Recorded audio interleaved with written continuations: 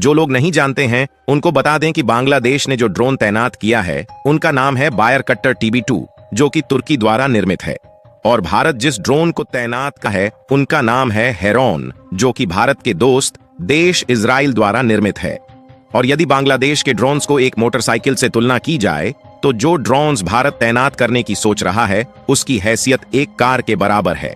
यानी कि एक मोटरसाइकिल और एक कार में कितना ज्यादा फर्क होता है, इसकी हैसियत और ताकत का अंदाजा आप लगा सकते हैं। बड़ी डेवलपमेंट हुई है कि बांग्लादेश ने अपने बॉर्डर के ऊपर टर्किश मेड बैरक्तार TB2 ड्रोन जो है वो डिप्लॉय किए हैं। इसको रिजेक्ट भी किया गया है। इंडिया जो है वो जारी बात है हैज़ द कैपेसिटी कि इंडिया के पास जो ड्रोन्स हैं वो जारी बात है तगड़े ड्रोन्स हैं।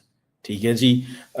TB2 बायरक्तर क्या है? TB2 बायरक्तर ये ड्रोन्स हैं, मैन्युफैक्चर्ड इन टर्की हैं। ये 12 ड्रोन बांग्लादेश ने ऑर्डर करे थे, 6 ऑपरेशनलाइज हो चुके हैं और बाकी आ रहे हैं। मुझे लगता है कि शायद बांग्लादेश को कुछ ऐसा पता है जो आपको हमें नहीं पता। मुझे ऐसा लगता है कि शायद बांग्लादेश को एक्चुअली खतरा महसूस, क्योंकि देखिए जब आर्मी की मूवमेंट होती है, मैं इंडियन आर्मी की बात कर रहा हूं यहां पे, राइट? जब आर्मी की मूवमेंट होती है तो सबसे पहले जो सरहद पार चूहे होते हैं उनके बीच में हलचल होती है। और ये जो जिसे आप कहते हैं ना कि ये कोई आसान चीज नहीं होती। इंडिया ने रिसेंटली आपको पता 31 आर्म ड्रोन्स खरीदे थे अमेरिका से अभी। ठीक है जी, $4 बिलियन की ये सेल थी। तो लेकिन बांग्लादेश ने ये बायरक्तर क्या है? TB2 बायरक्तर ये ड्रोन्स हैं, मैन्युफैक्चर्ड इन टर्की हैं। ये 12 ड्रोन बांग्लादेश ने ऑर्डर करे थे, 6 ऑपरेशनलाइज हो चुके हैं और बाकी आ रहे हैं। ऐसा भारत ने क्या कुछ करा है? ये सवाल है मेरा। मुझे नहीं पता अगर भारत ने कुछ करा है कि नहीं करा, लेकिन क्या भारत ने कुछ ऐसा करा है कि जिससे बांग्लादेश जिटरी हो गया है? कुछ लोग बात कर रहे हैं सोशल मीडिया पे बांग्लादेश आर्मी की कुछ movement. They are talking about some movement of the Bangladeshi army. Deployment की कोई बात नहीं कर रहा, ना कोई फॉरवर्ड डिप्लॉयमेंट की बात कर रहा है, ना कोई कह रहा है कि जी आ जाओ आ जाओ आ जाओ, the balloon is going up. ऐसी कोई बात नहीं है।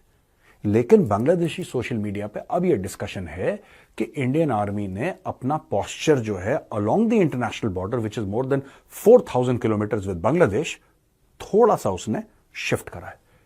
और यार इंडियन आर्मी इतनी बड़ी है, इट्स सो मैसिव दैट अगर eastern command which is based out of Fort William in Calcutta, अगर ईस्टर्न कमांड हल्का सा ऐसा हिलता है ना, तो आई कैन इमेजिन कि बांग्लादेश में लोगों का गला सूख रहा होगा if they have seen such a movement.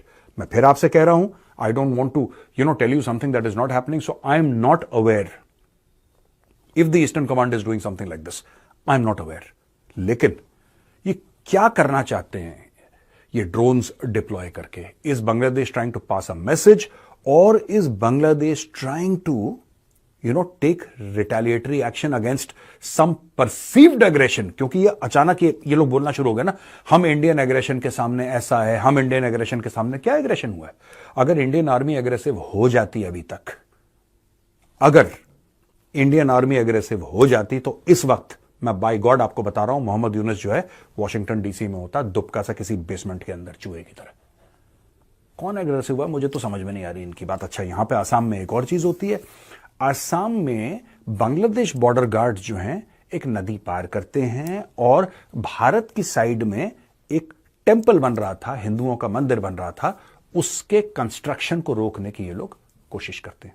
कुछ लोग बना रहे होंगे टेंपल, तो फिर BSF जाती है और BSF बांग्लादेश बॉर्डर गार्ड्स के साथ कुछ बातचीत करती है और मामले को सॉर्ट आउट करती है। मैं एक चीज यहां पे साफ बताना चाह रहा हूं, देखिए मैं BSF को जानता हूं, कुछ हद तक आई अंडरस्टैंड, और मुझे यह भी पता है कि BSF tries to manage issues कि आउट ऑफ हैंड ना चले जाए मामला, क्योंकि बॉर्डर पे मामला आउट ऑफ हैंड जा सकता है। पर मुझे लगता है कि इस वक्त बांग्लादेश बॉर्डर गार्ड्स को ये जितनी भी कैटल स्मगलिंग होती है, जितनी भी ह्यूमन स्मगलिंग होती है, जितने भी भारत में अवैध रूप से लोग आते हैं, इलीगल इमिग्रेंट्स आते हैं, कैटल की स्मगलिंग, ये सारा all is done with the blessings of the Bangladesh border guards. Bangladesh border guards is a highly corrupt organisation, और सारे जो स्मगलर्स के नेट हैं यहां पे बांग्लादेशी साइड में जितने भी स्मगलर्स हैं, राइट, वो सारे के सारे they are managed by the Bangladesh border guards, और Bangladesh border guards manages all these things कि इसको इतने पैसे इससे ले लो, इससे ले लो, अच्छा तुम यहां से निकलो। ये सारा का सारा बॉर्डर पे एक माफिया है बांग्लादेश बॉर्डर गार्ड्स। अब मैं एक बात कहना चाहता हूं आपसे,